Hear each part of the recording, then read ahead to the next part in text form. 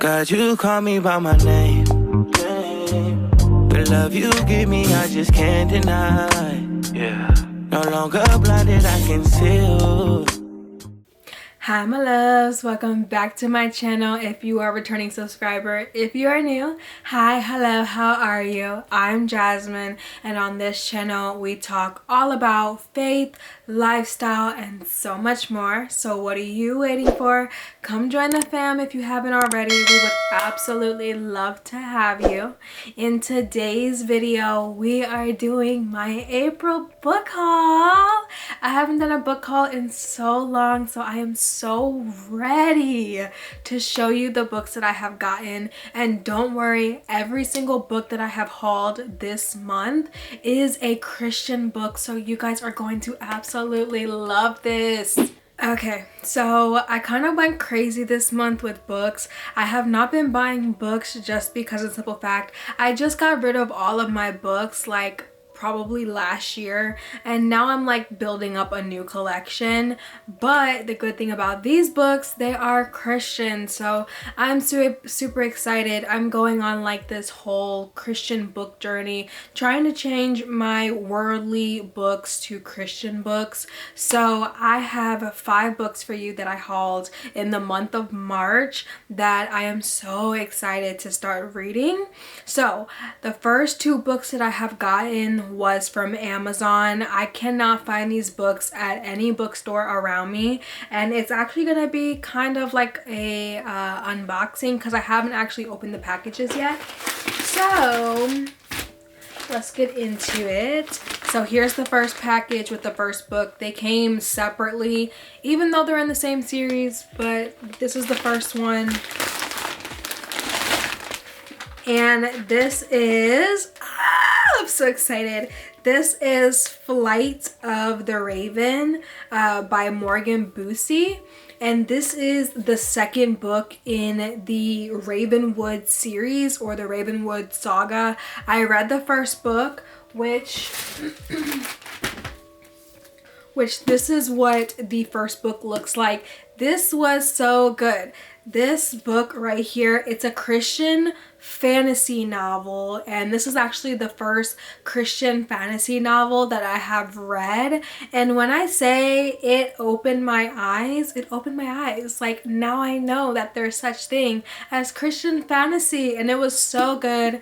There's romance, there's love, romance, love, same thing. There's action, there's killing in this book, all the things. And basically this book, I'm going to try to summarize it as best as I possibly can. Or let me just read the back for you.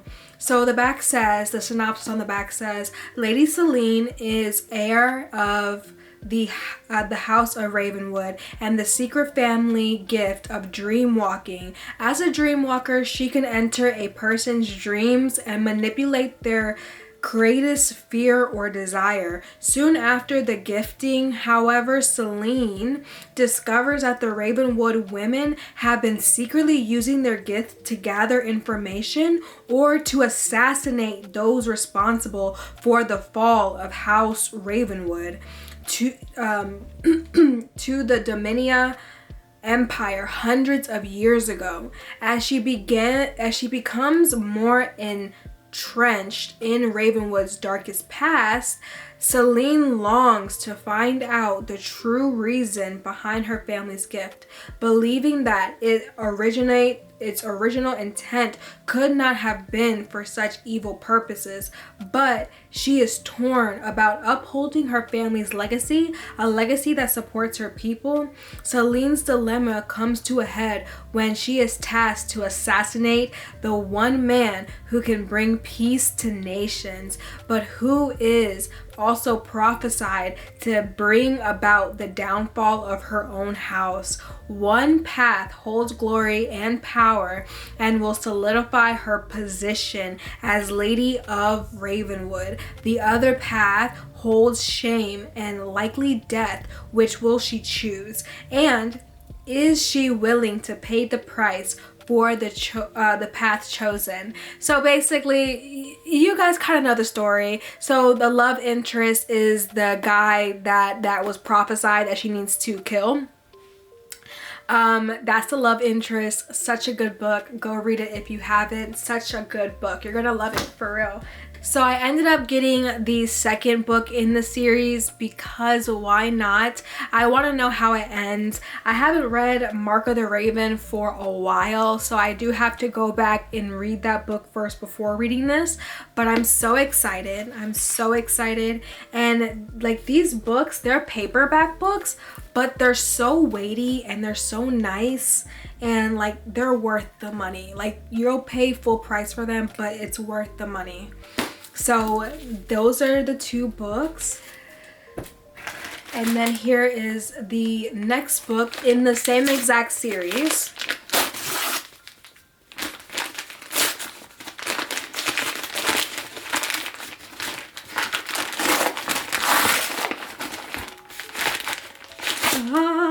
Oh, so beautiful. Okay, and the third book in the series is called Cry of the Raven in the Ravenward Saga. This is the third book. I think it's a trilogy, so I can't wait. Look how absolutely beautiful she looks. Look at how Celine looks. She's beautiful. Like, can you believe she goes from this to this? Like, only God. Like, only God. So I'm so excited.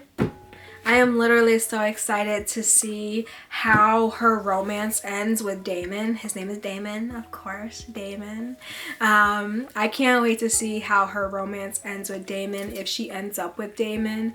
I'm hoping they do because they're such a cute couple. After that, I was kind of on a book buying rave after that, so on a whim I went to Barnes and Nobles, went to the Christian fiction section of course, and I found 3 books that I wanted to read. So let's get into those. So the first book that I saw at Barnes and Nobles is called Wooing Katie McCaffrey by Bethany Turner. And guys, I am literally 109 pages into this book right now. I just got these books over last weekend, started reading this book, and let me just say, if you are a person that loves rom-com type of books, this is the book for you. First of all, I just want to say that in this book, it is an adult fiction book. I don't think they distinguish that when they put these books on the shelves in Barnes and Nobles because they're all Christian fiction books, but this is an adult fiction book. The characters are 30 years old, so just letting you know, if you are a younger reader or one of my younger people, one of my younger subscribers, just know that this book is a adult fiction book. And not only that, it's a Christian book, but there is a sex scene in the book. Just letting you know, I'm warning you, because when I read the sex scene, I was like, I thought this was Christian, so I kind of had to like go back and read about the author and stuff like that. This is a Christian book. God is spoken in this book multiple times thus far, and I think the sex scene really plays out really well in the book. And I'm not saying that it plays out well as in, oh, it was a good scene, but I think it just adds to the story of how we can navigate, how we as humans navigate our convictions and things like that with the Lord and stuff like that. So I'm just letting you know that that's in here. But basically, this book is about Katie McCaffrey. She works at a sports she works in sports. She works as like an accountant at a sports place, and she ends up meeting this boy named Will Whitaker, and love at first sight. Basically, they fall in love at first sight, but after 4 years of dating, she wants more from the relationship. She wants marriage, and he's just not getting the hint. So after a bunch of hints that she has thrown at him, she ends up breaking up with him. And now we get to see Will kind of woo her and try to win her back. So that is what this book is about. It's so good so far. I am literally eating this book up. I have never, I'm not gonna say I've never, but I have not eaten up a book in so long, like just devour it. And the chapters are so long. Like the chapters are about like 10 pages long, but there's like, you're like gonna be like so involved in it that just go read the book. The next book that I got on my Barnes & Noble's trip was a book that has been raving, and I am so late to the game when it comes to this book, but it is Redeeming Love by Francine Rivers.